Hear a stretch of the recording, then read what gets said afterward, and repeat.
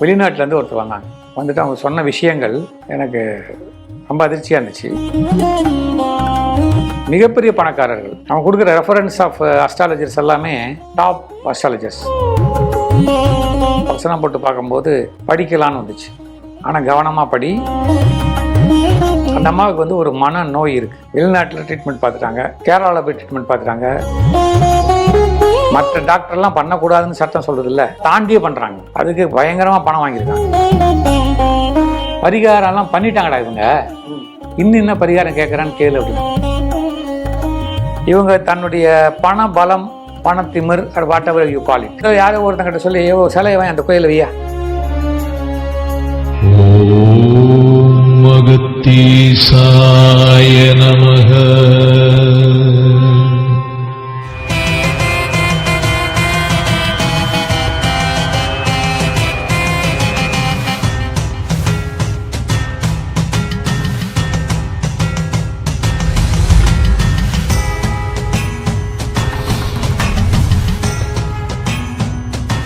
வணக்கம்.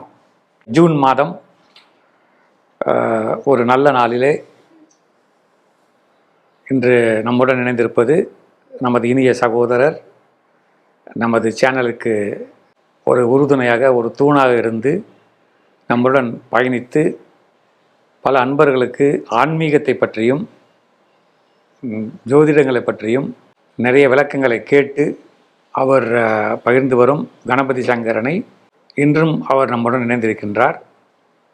நமது சேனலை இதுதான் முதன்முறையாக நாங்கள் இதை சொல்கிறோம். நமது சேனலை பார்ப்பவர்கள் தயவுசெய்து சப்ஸ்கிரைப் பண்ணி நாங்கள் நோட்டிஃபிகேஷன் அந்த பெல் பட்டனையும் நீங்கள் ஆக்டிவேட் பண்ணிட்டீங்கன்னா உங்களுக்கு பல அற்புதமான விஷயங்கள் கண்டிப்பாக கிடைக்கும். தொடர்ந்து நம்மளோட இணைந்திருக்கிறவர் திருவாளர் கணபதி சங்கரன். எங்களுடைய ஸ்டுடியோவுக்கு வருக என்று வரவேற்று, சார் உங்கள் முதல் கேள்வியை பொறுமையாக கேளுங்க சார். வணக்கம் சார். எங்களுடைய ஆன்மீக குரூப்லேருந்து பல கேள்விகள் கேட்டாங்க. இதில் ஒரு கேள்வி கேட்குறேன். நீங்கள் 30 வருஷமாக ஜீவநாடி படிச்சுட்டு இருக்கீங்க. இதில் நீங்களே பார்த்து வியந்து போய் மலைச்சு போன அகஸ்தியர் கூறிய ஒரு பலனை பற்றி விரிவாக சொல்லுங்களேன். இது ஒரு ரொம்ப சிக்கலான கேள்வி நீங்கள் கேட்டது. எனக்கு கேட்டால் ஒவ்வொரு பலன்களுமே நான் மலைச்சு தான் போவேன். என்ன இப்படியா அப்படின்னு நேற்று வரைக்கும் நான் படித்த வரைக்கும் மலைத்து தான் போகிறேன். ரிஷிகளை ரிஷி மூலம் தேடாதுன்னு சொல்லுவாங்க. அதையெல்லாம் நினச்சிருக்காங்க. ரிஷி எப்படி பிறந்தாரு வளர்ந்தாருன்னு. அவருக்கு அறிவுக்கு எந்த விதமான பாயிண்ட்டையும் ரிஷியை பற்றி நம்ம ஆராய்ச்சி பண்ணுறதுக்கு நம்மளுக்கு அறிவு இருக்குது, நாணம் இல்லை. அறிவு வேறு, நாணம் வேறு. அறிவு 180 டிகிரிஸ், நாணம்ன்றது 360 டிகிரிஸ். பல ஆண்டுகளுக்கு முன்னாடி வெளிநாட்டிலேருந்து ஒருத்தர் வந்தாங்க. வந்துட்டு அவங்க சொன்ன விஷயங்கள் எனக்கு ரொம்ப அதிர்ச்சியாக இருந்துச்சு. ஏன்னா மிகப்பெரிய பணக்காரர்கள், மிகப்பெரிய பணக்காரங்க. அவங்க கொடுக்குற ரெஃபரன்ஸ் ஆஃப் அஸ்ட்ராலஜர்ஸ் எல்லாமே டாப் அஸ்ட்ராலஜர்ஸ். அன்னைக்கு இருந்த அஸ்ட்ராலஜர் டாப் அஸ்ட்ராலஜர்ஸ். நாடியும் அதே மாதிரி பார்த்துருக்காங்க. பார்த்துட்டு அப்போ எனக்கு ஒரு ஃபீல் வந்துச்சு, இவங்க நம்மளை சோதிக்க வந்துக்கிறாங்களோ, சரி இருக்கட்டும், வாட் எவர் இட் இஸ், நம்ம கேட்டுக்கலாம் அப்படின்னு சொல்லிட்டு ஃபஸ்ட்டு பிரசன்னம் போட்டு பார்த்தோம். பிரசன்னம் போட்டு பார்க்கும்போது படிக்கலான்னு வந்துச்சு. ஆனால் கவனமாக படி, இவர்கள் பல இடத்தை பார்த்து விட்டு நம்மிடம் வந்திருக்கிறார்கள். எனக்கு கொஞ்சம் பயம் ஆயிடுச்சு. என்ன கவனமாக படின்னு 2 முறை சொல்கிறாரே, என்னத்தை சொல்கிறதுன்னு சொல்லிட்டு சரி திருப்பியும் ஒரு பிரசனம் போட்டு பார்த்தேன். படிக்கணுமா வேண்டாமா கொஞ்சம் சொல்லுங்கள் அப்படின்னு. படி அந்த அம்மாவுக்கு ஒரு மன நோய் இருக்குது. கொஞ்ச நாளாகவே வெளிநாட்டில் ட்ரீட்மெண்ட் பார்த்துட்டாங்க, சரியாகலை. கேரளாவில் போய் ட்ரீட்மெண்ட் பார்த்துட்டாங்க, சரியாகலை. தமிழ்நாட்டில் தலை சிறந்த மனநோய் மருத்துவர்கள்லாம் பார்த்துட்டாங்க, சரியாகலை. அஸ்ட்ராலஜிஸ்ட் எல்லாருமே பார்த்துட்டாங்க, அவங்க சொன்ன பரிகாரம்லாம் பண்ணிட்டாங்க. இது என்ன பியூட்டின்னு கேட்டிங்கன்னா, அந்த என்னென்ன பரிகாரம் பண்ணாங்கன்னு அகத்தியர் சொல்கிறார். அவங்க சொல்கிறதுக்கு முன்னாடி நான் கேட்டுனுக்கிறேன். இந்த கோயிலுக்கு போனீங்களா, இந்த பரிகாரம் பண்ணிங்களா, இந்த கோயிலுக்கு போனீங்களா, இந்த பரிகாரம் பண்ணிங்களா அப்படின்னு. ஆமாம்மாங்க, நாங்கள் இந்த கோயில் போனோம், அந்த பரிகாரம் பண்ணோம், அதை பண்ணோம், இதை பண்ணோம்னு சொல்கிறாங்க. அப்போது அந்த அம்மா ஒரு ரெஸ்ட்லெஸ்ஸாகவே இருக்கிறாங்க. பயங்கர ரெஸ்ட்லெஸ்ஸாக இருக்கிறாங்க. அவங்க நம்மளுக்கு வேறு அன்றைக்கி வந்து உதவியாளர்கள்லாம் ரொம்ப கம்மி என்கிட்ட. இவங்க என்னடா இது பண்ணுறதுன்னு சொல்லிட்டு அவர் மிகப்பெரிய தனவந்தர். அவர் வந்து அன்றைக்கி வந்த காரே ரோல்ஸ் ராய்ஸில் வராரு. 10 வருஷத்துக்கு முன்னாடி ரோல்ஸ் ராய்ஸ்லாம் வந்து நம்ம ஆஃபீஸுக்கு நிற்கிறது பெரிய விஷயம். என்ன கூட வந்து பாதுகாவலர்கள் அவருடைய பர்சனல் பாடி கார்ட்ஸ்லாம் நிற்கிறாங்க. அப்போது வந்து அவர் சொன்னார், இந்த அம்மா போன பிறவியில் ஒரு டாக்டராக இருந்திருக்காங்க, இந்த பிறவிலையும் அவங்க டாக்டர் தான். இது அவங்க சொல்லவே இல்லை. டாக்டராக இருந்துட்டு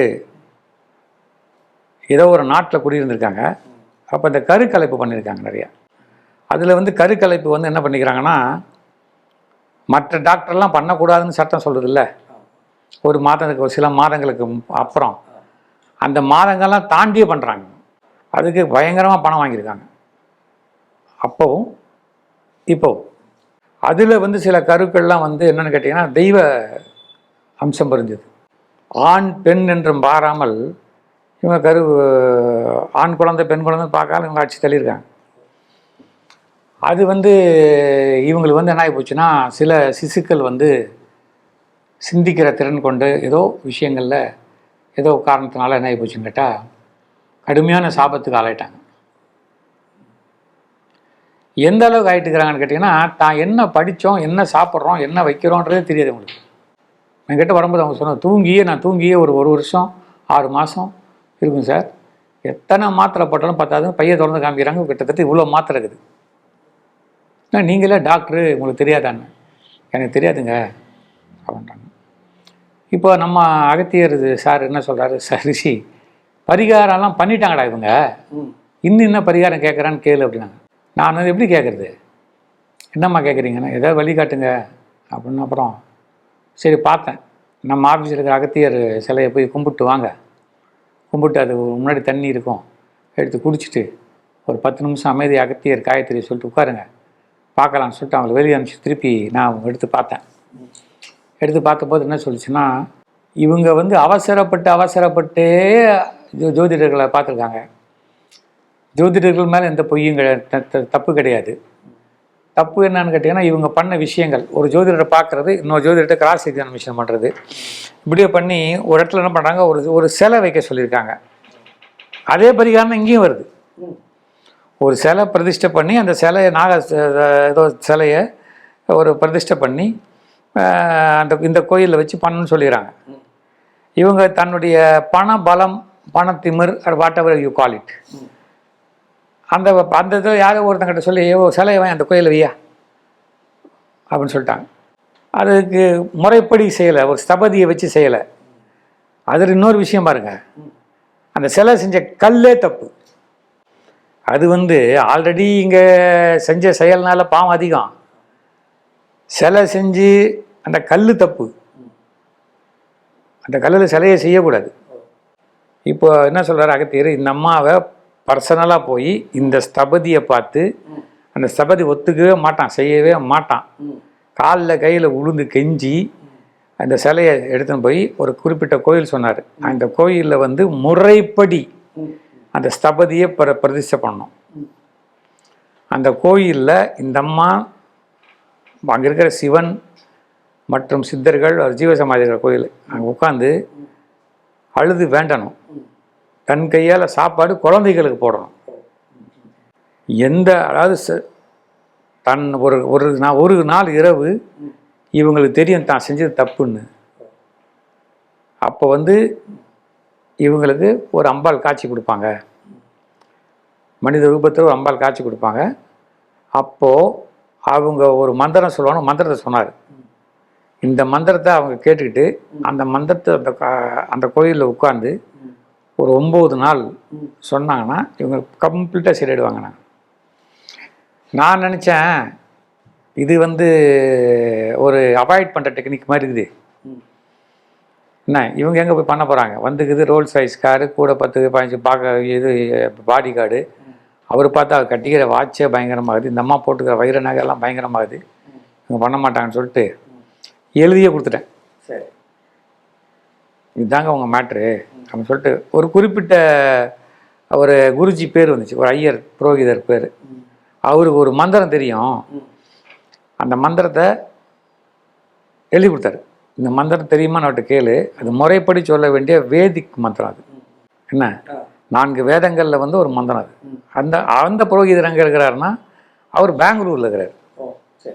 அவர் தேடி கண்டுபிடிச்சா பெங்களூரில் இருக்கிறார். அவரு பெரிய வேத பண்டிட்டவர், டாக்டரேட் இன் வேதம். அவர் என்ன கேட்குறாரு, இது யார் சொன்னா அவங்களுக்கு இந்த மந்திரத்தன்றார். அப்போ நான் சொன்னேன், இந்த மாதிரி வர்றவங்க சொல்லுவாங்க சார், நீங்கள் பார்த்துங்க, நம்மளுக்கு உங்கள் ப்ரொசீஜர் தெரியாது, நீங்கள் சொன்னால் தான் அந்த அம்மாவுக்கு சரியாகும்னு வந்துக்குது. அவர் அவங்க திருப்பி திருப்பி கேட்குறாங்க கிட்ட, மருந்து எதுவும் வரலையா சாமி, மருந்து எதுவும் வரலையா, மருந்து எதுவும் வரலையான்னு கேட்குறாங்க. மருந்து வரலைங்க, நீங்கள் தப்பாக எடுத்துக்காதீங்க, மருந்தே வரலைங்க.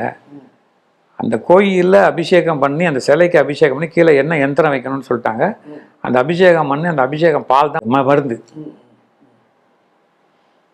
என்ன டெய்லி இரவு அந்த அந்த சிலைக்கு பக்கத்தில் நீங்கள் ஒரு அட்லீஸ்ட் ஒரு ஒரு ஒரு ஒரு 1.5 மணி நேரமாக உட்காந்து பார்க்கணும். இந்த கோயிலே இருக்கணும், பக்கத்தில் வேணால் தங்கிக்கலாம், முழிச்சா கோயிலுக்கு போகணும். மற்றபடி நீங்கள் என்ன மருந்து சாப்பிட்டாலும் சரியாகாது. அது மட்டும் இல்லை, இந்த மொத்த இந்த கருக்கலைப்புக்கு உண்டான நல்லா மேட்ரு இருக்குதுல்ல, ஆயுதங்கள்லாம், அதெல்லாம் கொண்டு போய் காசியில் போட சொல்லிட்டார். இதெல்லாம் போட்டு வந்து பார்க்க சொல்லு, அதுக்கப்புறம் இவங்களுக்கு ஒரு மந்திரம் சொல்கிறேன் சரி.